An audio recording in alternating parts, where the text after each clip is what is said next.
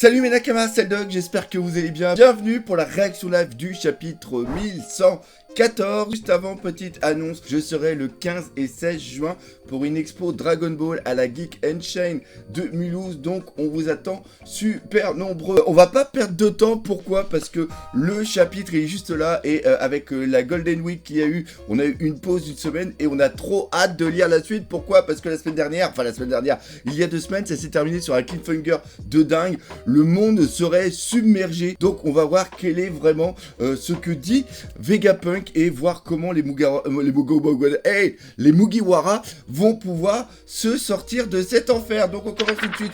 Chapitre 1114, les ailes d'Icar. Les ailes d'Icar, ça reprend le mythe de Icar qui s'était fait des ailes pour voler jusqu'au soleil. Quand il est arrivé au soleil, justement, les ailes et la cire a brûlé et il est tombé. Et ça, justement, c'est une critique, une sorte de métaphore, une parabole sur la technologie, la course à la technologie qui peut amener la perte de l'humain malgré les mises en garde de certaines personnes. Et c'est un petit peu ce qui se passe aussi en ce moment.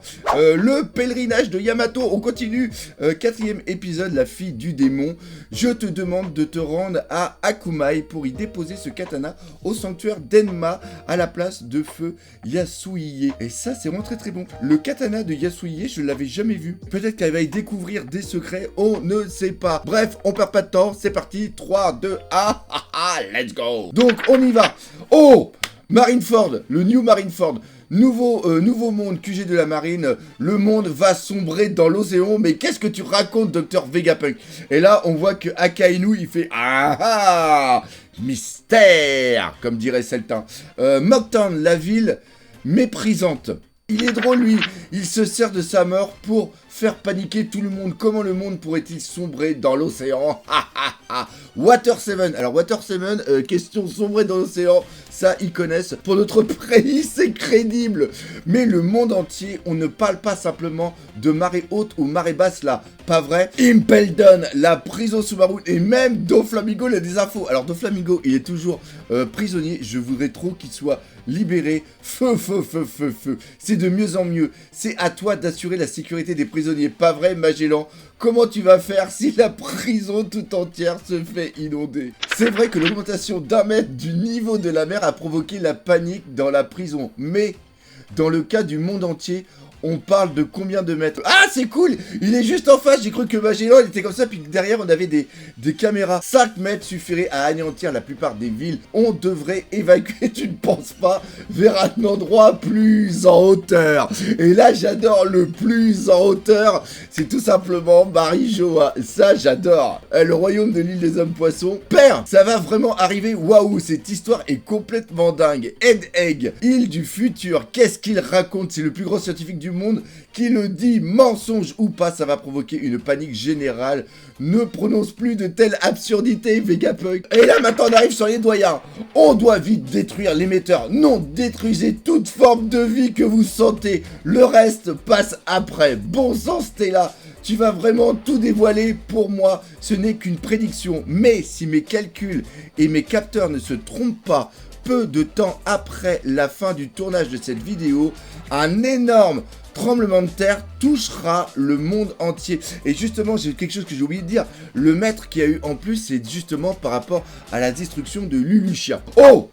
Il parle du tremblement de terre d'aujourd'hui. Il n'est pas censé être mort après cet enregistrement. Waouh!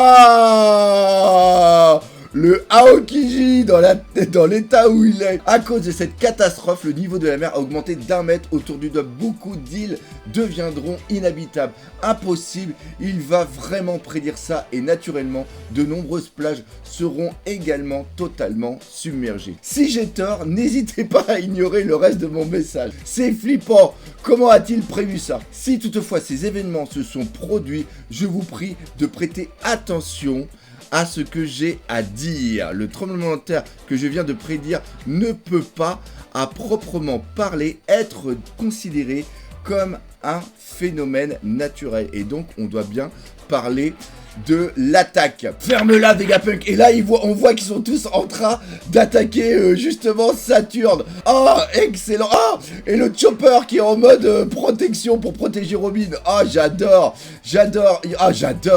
J'adore tout ça, c'est vraiment classe. J'adore. Vous êtes au courant? J'adore. Toute ma vie, j'ai naïvement aspiré à la paix et la prospérité. Oh, justement. Ah, Mother Flame, j'allais le dire. Mother Flame, Icar, la flamme et tout ça. J'adore. Et ça fait aussi un petit peu côté avec tous les trucs comme ça. Ça fait énormément penser à Akira. Cette naïveté m'a amené à ce qui s'est avéré être mon premier péché. Mars, quel est l'état du réacteur à fusion? Je vais voir. On doit préserver le contenu de cette salle. J'y suis presque. J'étais omni... Attends, comment ça se fait? Comment ça se fait? Là, il a réussi à passer. Attends, Saturne, il n'était pas en train de combattre... Ah, il a réussi à tous les repousser. C'est exactement pour ça. J'arrive pas à comprendre. Donc là, il est arrivé. J'étais omnubilé par mon rêve de développer une source d'énergie éternelle, déterminée à conduire le monde vers un avenir plus grand et radieux. Mais j'ai fini par voler trop près du soleil. Et là, on reprend justement le mythe d'Icar. On doit éradiquer toutes les formes de vie présentes ici. On doit être implacable. Mais je ne m'avance pas trop. C'est inutile. Ça, rien ne marche. Ah bah oui, il y a le robot qui est en train d'avancer. Qu'est-ce que c'est? On ne l'a même pas effrayé. C'est chaud. Où va le monde? Il y en a dans tous les sens. On sera brûlé vif si on ne se dépêche pas. Oh la vache. Et Luffy s'est remis en guerre 5. Et on est là à Marijo. Ah punaise, mais c'est un truc de fou. Il faut d'abord se pencher sur le passé. Et plus précisément sur ce qui s'est passé il y a 900 ans à 800 ans. C'est une fin de tome qui est absolument dingue. On est sur Marijo 1 et on a Insama qui est juste là. C'est une période d'un siècle que la plupart des gens considèrent comme une partie vierge de notre histoire. J'adore vraiment comment le chapitre, il est construit dans l'urgence, où t'as toutes toutes les cases qui se télescopent, où ton cerveau n'arrive pas à gérer la situation parce qu'on est sur plein d'éléments différents. Il y a un sentiment, et je trouve que c'est vachement bien fait, il y a un sentiment d'urgence qui est en train de se faire ressentir dans cette lecture. C'est un peu le bordel, c'est un peu le chaos, mais je vous prie de m'excuser. Foutu Marine, qu'est-ce qu'il faut? Faites taire cet abruti. Et justement, là, on a les dragons célestes. Ce siècle est connu sous le nom de siècle oublié, car toutes les informations le concernant ont été soit effacées, soit perdues. Ce qui est vrai en grande partie, mais il existe une dernière clé qui permet de déverrouiller quelques brides de l'écho de l'époque. Et là, t'as justement la fille là, le siècle oublié. De quoi parle-t-il? Et c'est-à-dire que même les dragons célestes n'ont pas conscience de ce qui s'est passé pendant cette période. Ce qui est étonnant parce que c'est à partir de là que quand même Marijoa a été créée. Je parle des poneglyphes, ces pierres solitaires placées dans divers endroits calmes et tranquilles à travers le monde. Une fois décodé, le texte qui est écrit est notre seul et unique moyen d'accéder à ce passé inconnu. Et tu savais, East Blue Orange Town, qu'il y a très longtemps, Varrois se sont associés pour créer le monde. Je me demande si ce vieux monsieur les connaît. Qui c'est? Et toi, qu'en penses-tu, chouchou? Ouf.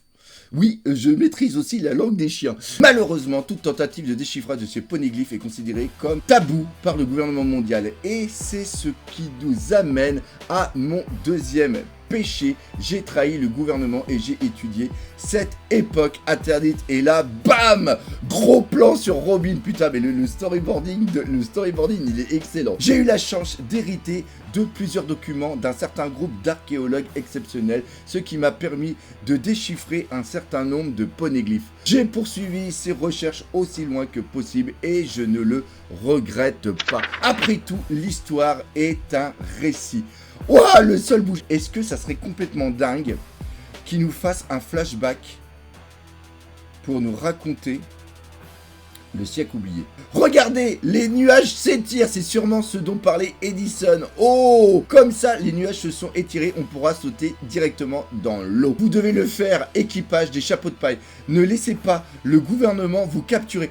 Oh punaise, ils vont rester là, se sacrifier sur l'île. Je vois bien Vegapunk et tous ses satellites mourir. Ah non, il y avait encore Lilith qui était encore là. Attention, attention. Mais en vérité, je ne connais qu'un petit fragment de cette histoire longue de 100 ans. Ça ne serait pas juste de vous laisser avec des spéculations sans fondement. Je me limiterai donc aux faits tels que je les connais. Arrête, chapeau de paille, ça ne sert à rien. Le héros de notre histoire, on y est né il y a 900 ans dans un royaume prospère et avancé. Et tout comme le légendaire dieu du soleil Nika des fables d'Elbaf, il se battait lui aussi avec un corps élastique. On l'appelait Joy Boy. Arrête, c'est trop drôle. Ah, ça va, oui, punaise. Il est en train de combattre, mais encore une fois, même avec ça, il se brûle la main. Et puis on voit que les géants, ils sont pétés de rire. Il a été le premier homme à prendre la mer.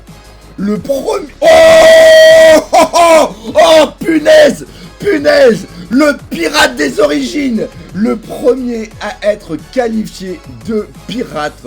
Le premier pirate de l'histoire. C'est complètement fou. Mais putain, les pirates existent depuis 900 ans. C'est un truc de dingue. Au niveau de l'histoire de la mythologie de One Piece, c'est complètement fou. Oh, pause la semaine prochaine. Oh la vache. Encore une fois, on est vraiment dans le teaser et tout. Je sens que la semaine prochaine, ça va être un truc encore plus de dingue. On est encore dans une sorte de mise en exposition. Et comme je l'ai dit, il y a vraiment ce sentiment d'urgence qui était présent, encore une fois, tout le long de ce chapitre, pour nous amener justement à cette révélation finale qui fait que Joy Boy était le premier homme à prendre la mer et le premier à être qualifié de pirate. C'est-à-dire que... Est-ce que c'est dans le sens pirate ou vraiment on est après un truc pour essayer soit d'être par rapport à la liberté, soit par rapport à se libérer d'une certaine oppression, justement cette coalition des 20 royaumes. Bref, je vais arrêter ici cette réaction live. J'espère que vous aurez apprécié, encore une fois, pas mal d'informations et je pense qu'on va avoir vraiment énormément d'autres choses qui vont être annoncées dans le prochain chapitre. Encore une fois, si vous voulez me voir, n'hésitez pas à venir le 15 et 16 juin, à Mulhouse, à la Geek & Shine. Nous, on se donne rendez-vous pour de prochaines vidéos. Et surtout, on n'oublie pas le principal, One Piece, c'est la vie. Allez, salut, Medakama.